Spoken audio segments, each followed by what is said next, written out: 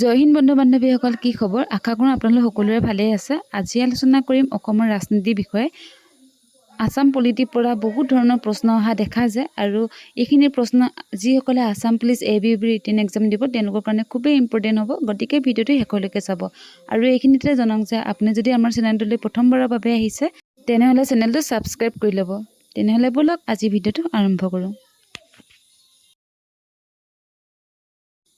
1 নম্বৰতে আছে স্বাধীনতা আগৰ অসমৰ প্ৰথম মুখ্যমন্ত্ৰী ছৈয়দ ছাৰ মহম্মদ ছাদুল্লাহ।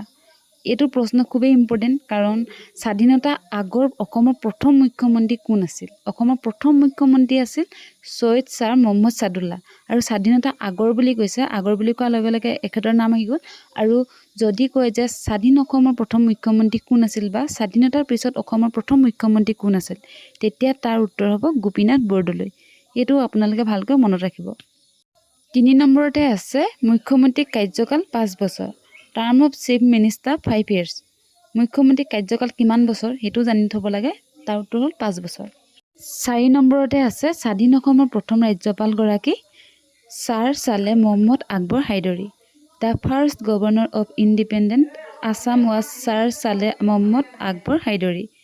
ইয়াত কি কৈছে যে স্বাধীন অসমৰ প্ৰথম ৰাজ্যপালগৰাকীৰ নাম কি? তাৰ পিছত আছে যে স্বাধীনতাৰ আগত অসমৰ প্ৰথম ৰাজ্যপালগৰাকী Henry Joseph Twynam. The first governor of Assam before independence Henry Joseph Twynam. মানে স্বাধীনতাৰ আগত অসমৰ ৰাজ্যপাল কোন আছিলে আৰু স্বাধীনতাৰ পিছত অসমৰ প্ৰথম ৰাজ্যপাল কোন আছিলে সেইটো মনত ৰাখিব লাগিব। মানে দুইজন আগত কোন আৰু পিছত কোন সেইটো ভালকৈ চাব লাগিব আৰু মনত ৰাখিব লাগিব। 6 নম্বৰতে আছে অসমৰ প্ৰথম মহিলা মুখ্যমন্ত্ৰীগৰাকী Syeda Anowar Taimur. The first women chief minister of Assam Syeda Anowara Taimur. অসমৰ প্ৰথম মহিলা মুখ্যমন্ত্ৰী। প্ৰথম মুখ্যমন্ত্ৰী কোন আছিল সেইটো বেলেগ হ'ব আৰু প্ৰথম মহিলা মুখ্যমন্ত্ৰী কোন সেইটো বেলেগ। 7 নম্বৰতে আছে ৰাজ্যিক প্ৰশাসনৰ মুৰব্বী ৰাজ্যপাল। Head of state administrator governor. মানে প্ৰশ্ন আহিব যে এনেকৈ ৰাজ্যিক প্ৰশাসনৰ মুৰব্বী কোন, এনেকৈ প্ৰশ্নটো আহিব, তেতিয়া উত্তৰ হ'ব ৰাজ্যপাল। 8 নম্বৰতে আছে ৰাজ্যপালক নিযুক্তি দিয়ে ৰাষ্ট্ৰপতিয়ে। The governor is appointed by the president. মানে প্ৰশ্ন হ'ব যে ৰাজ্যপালক কোনে নিযুক্তি দিয়ে, তাৰ উত্তৰ হ'ব ৰাষ্ট্ৰপতি। সেইটো ভালকৈ মনত ৰাখিব লাগিব যে কোনে কাক নিযুক্তি দিয়ে, সেইখিনি আকৌ ভালকৈ মনত ৰাখিব লাগিব।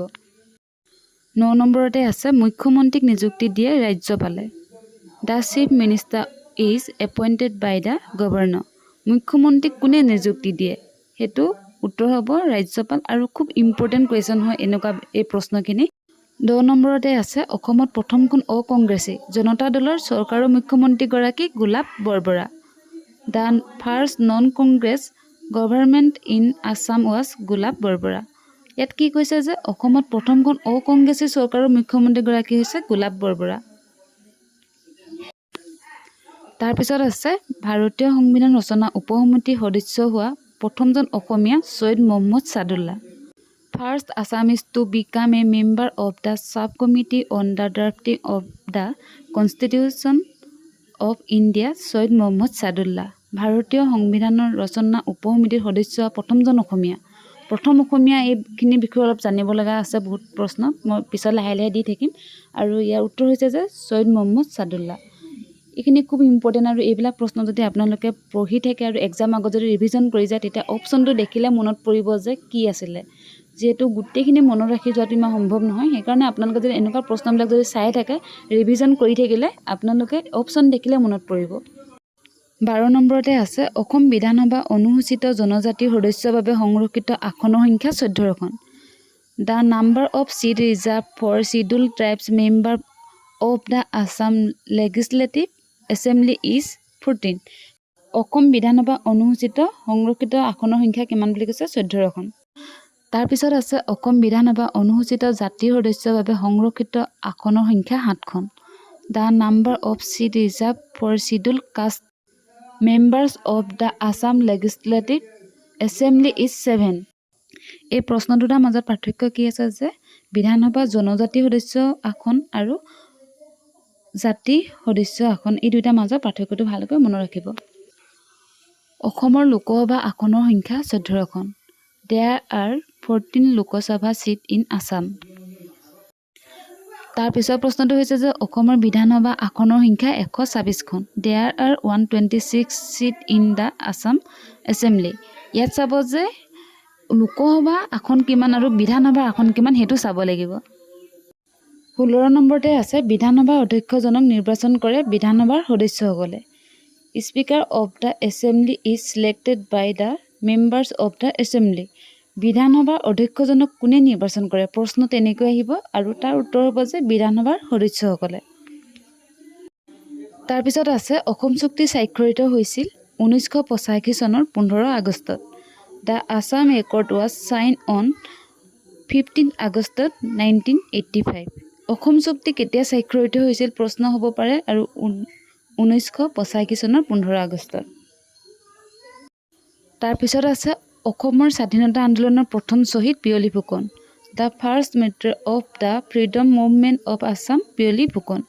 অসমৰ স্বাধীনতা আন্দোলনৰ প্ৰথম শ্বহীদ কোন হ'ব পাৰে? তেতিয়া তাৰ উত্তৰ হ'ব যে পিয়লি ফুকন। 19 নম্বৰতে আছে গুৱাহাটী হাইকোৰ্ট স্থাপিত হৈছিল 1948 চনত। The Guwahati high court was establish in 1948। Guwahati high court কেতিয়া স্থাপিত হৈছিল প্ৰশ্ন হ'ব পাৰে।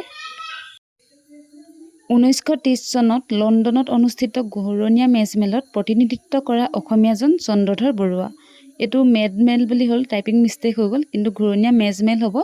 আৰু এইটো এটা ইম্পৰ্টেণ্ট কুৱেশ্যন যে 1930 চনত লণ্ডনত অনুষ্ঠিত ঘূৰণীয়া মেজমেলত প্ৰতিনিধিত্ব কৰা প্ৰথমজন অসমীয়া ব্যক্তিৰ নাম কি আহিব পাৰে? Chandradhar Barua.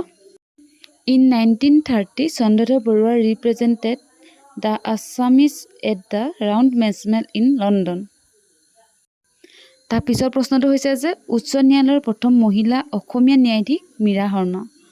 First women Assamese high court জাজ মীৰা শৰ্মা। উচ্চ ন্যায়ালয়ৰ প্ৰথম মহিলা অসমীয়া ন্যায়াধীশ কোন আছিল? তাৰ উত্তৰ হ'ব মীৰা শৰ্মা। আৰু উচ্চ ন্যায়ালয়ৰ প্ৰথম অসমীয়া ন্যায়াধীশ কোন আছিল তেনেকৈ প্ৰশ্ন আহিব পাৰে। 22 নম্বৰতে আছে ভাৰতৰ উচ্চতম ন্যায়ালয়ৰ প্ৰথম অসমীয়া ন্যায়াধীশজন Parbati Kumar Goswami. The first Assamese জাজ of the supreme court of India Parbati Kumar Goswami. আৰু এইটো এটা খুব ইম্পৰ্টেণ্ট হয় আৰু এইটো প্ৰশ্ন ভালকৈ আপোনালোকে মনত ৰাখিব যে ভাৰতৰ উচ্চ ন্যায়ালয়ৰ প্ৰথম অসমীয়া ন্যায়াধীশ হৈছে পাৰ্বতী কুমাৰ গোস্বামী। তাৰপিছত আছে উচ্চ ন্যায়ালয়ৰ প্ৰথম অসমীয়া ন্যায়াধীশ হলিৰাম ডেকা। ফাৰ্ষ্ট আছামিজ জাজ অফ দ্য হাইকোৰ্ট হলিৰাম ডেকা। এই দুটাৰ মাজত পাৰ্থক্যটো ভালকৈ মনত ৰাখিব যে উচ্চতম ন্যায়ালয়ৰ প্ৰথম ন্যায়াধীশ আৰু উচ্চ ন্যায়ালয়ৰ প্ৰথম অসমীয়া ন্যায়াধীশ কোন। তাৰপিছত আছে উচ্চ ন্যায়ালয়ৰ বিচাৰপতিসকল নিয়োগ কৰে ৰাজ্যপালে। দ্য জাজ of the high court are appointed by the governor. আৰু উচ্চ ন্যায়ালয়ৰ মুখ্য ন্যায়াধীশে অৱসৰ গ্ৰহণ কৰে 62 বছৰ বয়সত। The chief justice of the high court retired at the age of 62। এইকেইটা ভালকৈ মনত ৰাখিব যে উচ্চ ন্যায়ালয়ৰ বিচাৰপতিসকলক নিয়োগ কৰে ৰাজ্যপালে আৰু উচ্চ ন্যায়ালয়ৰ মুখ্য ন্যায়াধীশে অৱসৰ গ্ৰহণ কেতিয়া কৰে? 60 দিবও পাৰে, 62, 65 তেনেকৈ থাকিব আৰু সেইটো ভালকৈ মনত ৰাখিব। তাৰপিছত আছে ৰাজ্যিক মন্ত্ৰীসভা বৈঠকত সভাপতিত্ব কৰে মুখ্যমন্ত্ৰীয়ে।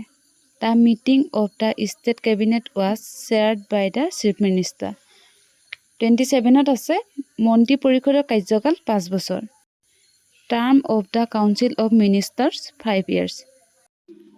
তাৰপিছৰ প্ৰশ্নটো হৈছে যে বিধানসভাৰ অধিৱেশন আহ্বান, ভংগ আৰু স্থগিত কৰা ক্ষমতা ৰাজ্যপালৰ। তাৰপিছত আছে বিশ্ববিদ্যালয়সমূহৰ উপাচাৰ্যসকলক নিযুক্তি দিয়ে ৰাজ্যপালে। তাৰপিছত আছে ৰাজ্যপাল নিযুক্তিৰ সম্পৰ্কে উল্লেখ থকা সংবিধান অনুচ্ছেদটো 346 নং। Article 346 of the constitution on the appointment of the governor.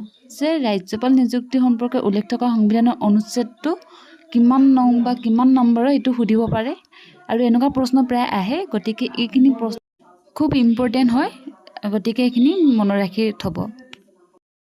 33টো হৈছে যে ৰাজ্যপালৰ কাৰ্যকাল 5 বছৰ। Term of governor 5 years। তাৰপিছত আছে বিধানসভাৰ অধিৱেশন অনুষ্ঠিত হ'বলৈ উপস্থিত সদস্যৰ সংখ্যা হ'ব লাগে 1.।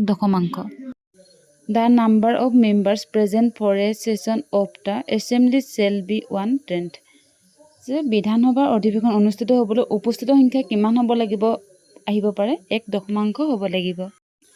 তাৰপিছত আছে সাধাৰণতে এটা বিধানসভাৰ সমষ্টি গঠিত হ'বলৈ ভোটাৰ সংখ্যা হ'ব লাগে ৭৫,০০০ জন।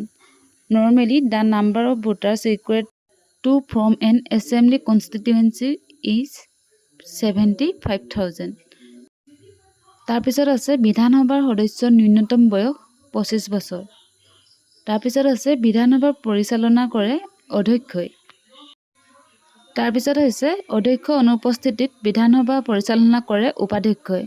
The vice speaker conduct the assembly in the absence of the speaker. মানে কি কৈছে আমাক যে অধ্যক্ষ অনুপস্থিতিত বিধানসভা কোনে পৰিচালনা কৰে উপাধ্যক্ষই পৰিচালনা কৰে। তাৰপিছত হৈছে গুৱাহাটী পৌৰ নিগম স্থাপন হয় 1976 চনত। The Guwahati Municipal Corporation was established in 1974. Guwahati পৌৰ নিগম কিমান চনত স্থাপন হৈছিল 1974। তাৰপিছত আছে পৌৰ নিগমৰ কাৰ্যকাল 5 বছৰ আৰু পৌৰ নিগমৰ প্ৰধানজনক কি বুলি কয় মেয়ৰ বুলি কয়। যে পৌৰ নিগমৰ প্ৰধানজনক কি বুলি কোৱা হয় প্ৰশ্ন তেনেকৈ আহিব পাৰে আৰু তাৰ উত্তৰ হ'ব। তাৰপিছত আছে মেয়ৰ কাৰ্যকাল 2 বছৰ। মেয়ৰ কাৰ্যকাল কিমান বছৰ সেইটো মনত ৰাখিব 2 বছৰ আৰু পৌৰ নিগমৰ সৰ্বোচ্চ সদস্য সংখ্যা কিমান 60 জন। তাৰপিছত আছে গাঁও পঞ্চায়তৰ সৰ্বোচ্চ সদস্য সংখ্যা 10 জন। আৰু আজি একেবাৰে শেষৰ প্ৰশ্নটো হৈছে যে মুখ্যমন্ত্ৰী আৰু অন্যান্য মন্ত্ৰীসকলক শপত গ্ৰহণ কৰোৱা ৰাজ্যপালে। এইটো এটা খুব ইম্পৰ্টেণ্ট প্ৰশ্ন হয় আৰু এইটো আপোনালোকে মনত ৰাখি থ'ব। আজিৰ ভিডিঅ'টো ইমানেই। ভিডিঅ'টো চাই কেনেকুৱা বোলে জনাবলৈ নাপাহৰিব আৰু যিমান পাৰে শ্বেয়াৰ কৰিব আৰু যদিহে চাই ভাল লাগিলে তেনেহ'লে লাইক এটা কৰি দিব আৰু নতুন এটা ভিডিঅ'ত আকৌ